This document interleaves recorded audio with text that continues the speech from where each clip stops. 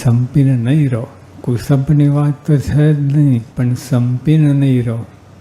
જો આપણે બધા ભેગા છે પણ સંપ છે એ મોટો પ્રશ્ન છે. ભેગા છીએ ટોળે ટોળા, પણ સંપ છે પણ એ એટલા માટે સ્વામીએ વાત કરેલી છે. તો સંપીને રહીએ તો આપણા કામ પર એ દોષ તમને નહીં નડે. એ આખી દુનિયા અને બ્રહ્માંડમાં કોઈ બાકી નથી.